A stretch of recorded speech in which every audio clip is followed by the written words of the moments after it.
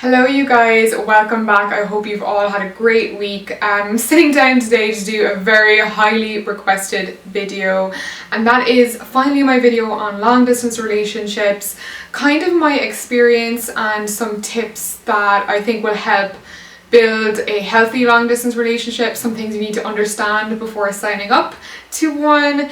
And yeah, I guess just like an insight. I feel like I'm finally ready to sit down and talk about it.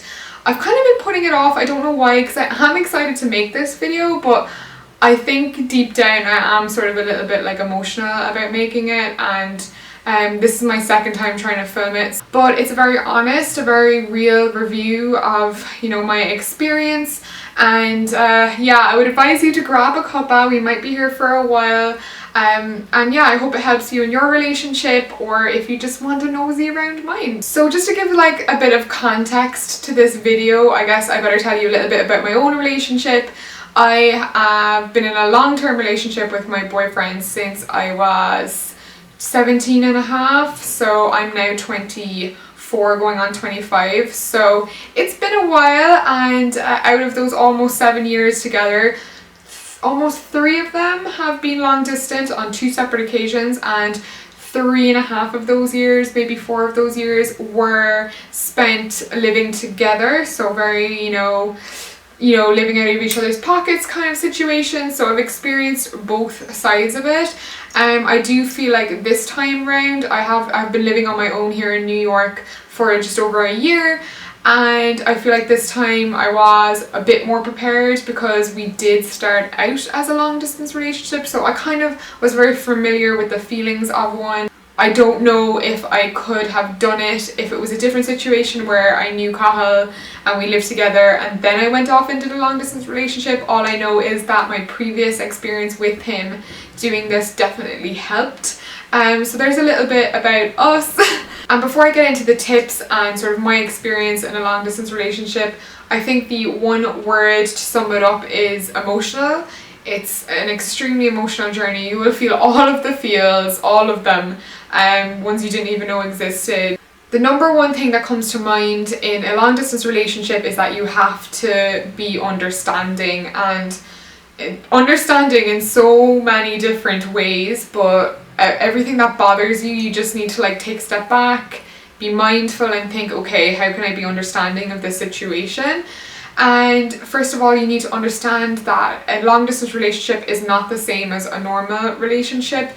If you're getting into one or you're going into one or whatever, you need to know that you are signing up for something different. It's not a bad relationship or a lesser relationship, it's just going to be different, and it's going to come with a lot of changes, so you need to be ready to embrace those changes. Know that difficult times are coming and that it sucks, but that there can also be silver linings to it too. One of the biggest ones is that you will appreciate time together so much. Oh my god, I'm already getting emotional. You will be so appreciative of the time that you do spend together. It's going to be so special, and I never take it for granted. You also have to be understanding of little things like time difference. I mean, we don't even have a big time difference between us. It's about 5 hours between Ireland and New York here, for example, which is not the worst in the world. I've heard of a lot worse time differences, but it is difficult all the same. It's very awkward.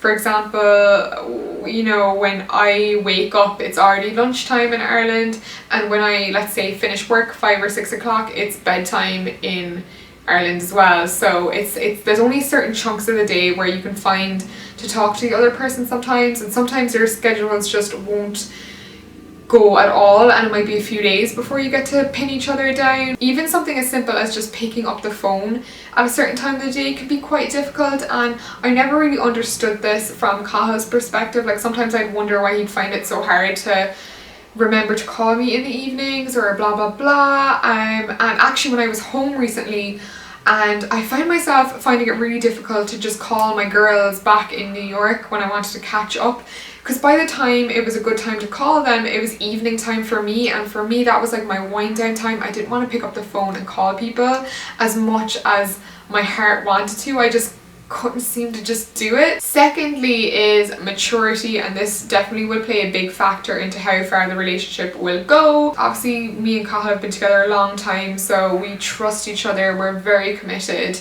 there's nobody else, there's no like what if something happened or someone else came into my life. It's just not like something that's going to happen. So that helps the relationship a lot, is being mature, being upfront, and feeling like you're secure in your relationship, that it's not going anywhere is super important. You don't want to be in a long distance relationship trying to make the other person jealous or trying to make them care more and like stuff like that. It's just really immature, and it's just not going to make anyone happy. Which kind of brings me on to number 3, which is communication. Communication is so important.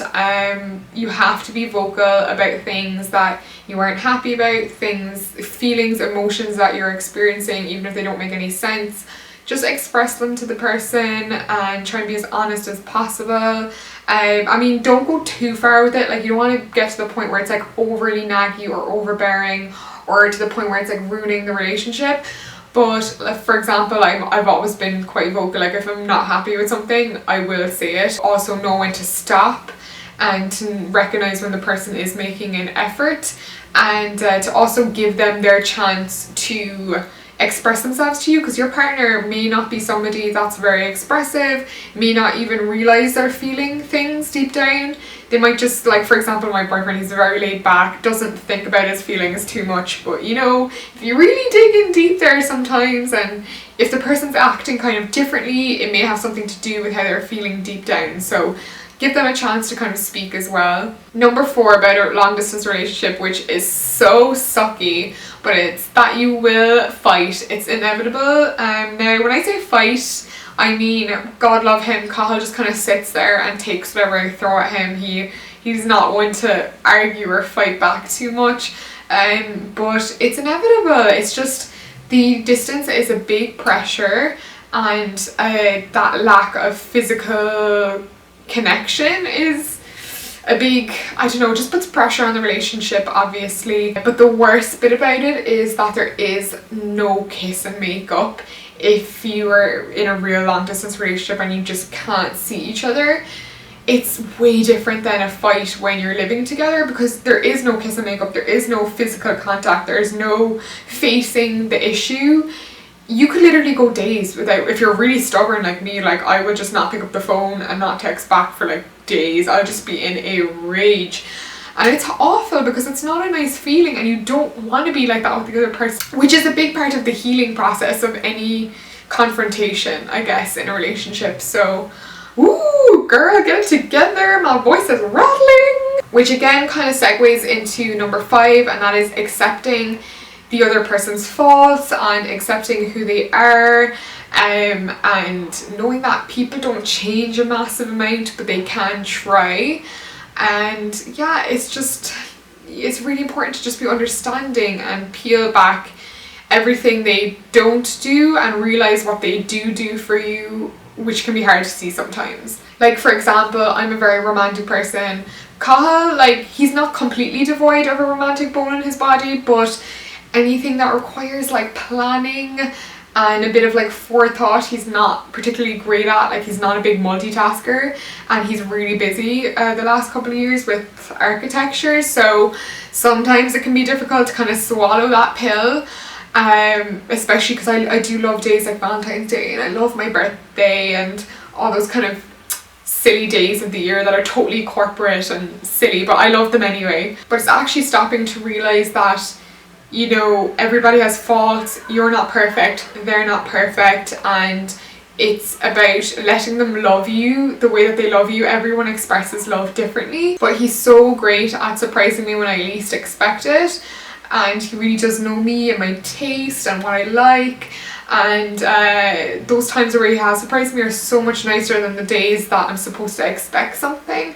So really giving him that space to like just show me how he loves me in his own way is a really important thing. One of the interesting things about a long distance relationship is that you will grow and you learn together as a couple to adjust. And I think one of the most important things to be able to grow and move forward in a long distance relationship or any relationship is when something has happened, or you have had like a serious argument about something, that if you decide to forgive and move forward, that you're bearing it, you're putting it in the past, you're not going to bring it up again. Because if you kept track of every single thing that your partner did wrong and just drudged it up every time they did something wrong in the future, you're just not going to move forward as a couple, and you're just going to be unhappy. So once you've decided to forgive, it's time to put it in the past and leave it there. Number 7 is all about independence, and this was a hard one for me for sure, especially moving so far away where I pretty much had like no friends. I had like 1 or 2 friends, and yeah, it's a tough one. Especially, I am an only child, so I've always had like some kind of independence, but I guess, like I said, having a long distance relationship before we properly moved in together did help the process. But I do feel like after living together for like 3 or 4 years, and we really did live out of each other's pockets, we were each other's best friends, we like the similar things, we're just like 2 peas in a pod, and we just love being together. So for me to leave that behind, a perfectly good relationship behind, was very difficult. I nearly backed out of it numerous times because I was just like, why? I'm so happy, like, why am I doing this? Why am I moving away? But I knew deep down that I had to find my independence again. I had to, at this point, being a 24-year-old, I needed to learn how to enjoy life by myself again. I don't think it's healthy to rely on somebody for happiness, and although I'm never as happy as I am when I am with Cathal, I still know how to be somewhat happy now, and to, make sure I keep up with friends and just be, a good independent woman. And I think it's important and it's healthy for a relationship to have that separation, and I really valued the fact that we had this opportunity to separate and then come back together, and a good balance, I suppose, because I even though I loved being with Cathal before, I didn't feel like there was a balance in how much we liked being together, because I would choose him over anybody else, and I don't think that's always the most healthiest. So yeah, it's hard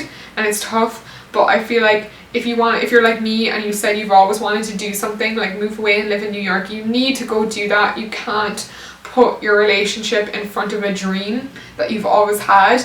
That person, if you are in a committed relationship, is not going anywhere. However, the time you have to do something and live your life and do something you said you always wanted to do is a limited time.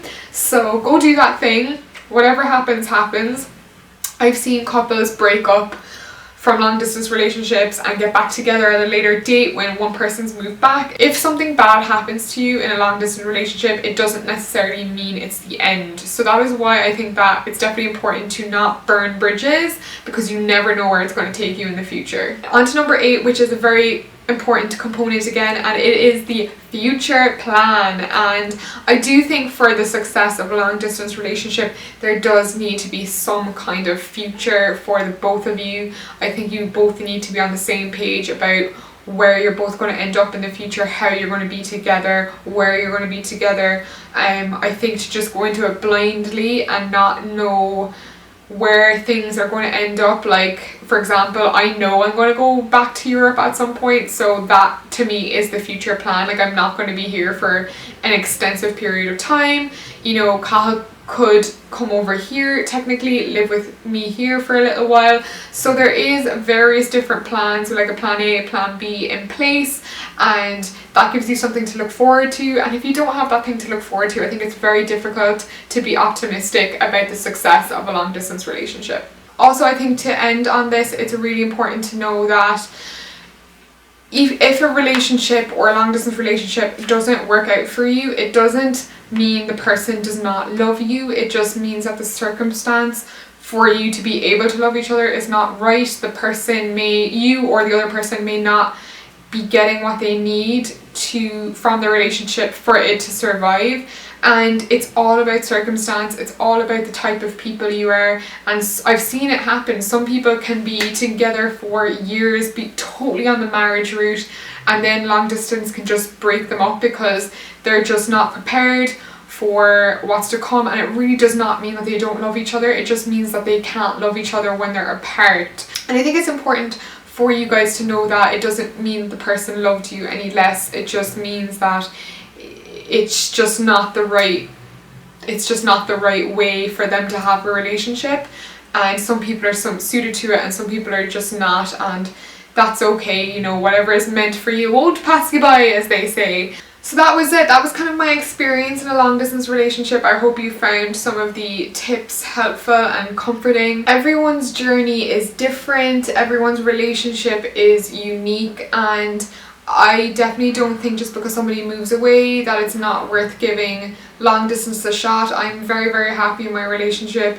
It teaches me so much appreciation for my partner. You never know what's going to happen in the future. You never know who you're going to reconnect back with, and everything is worth a shot when it comes to love. Psst, hey you, I've got more videos for you to watch. Click left for new and right for similar.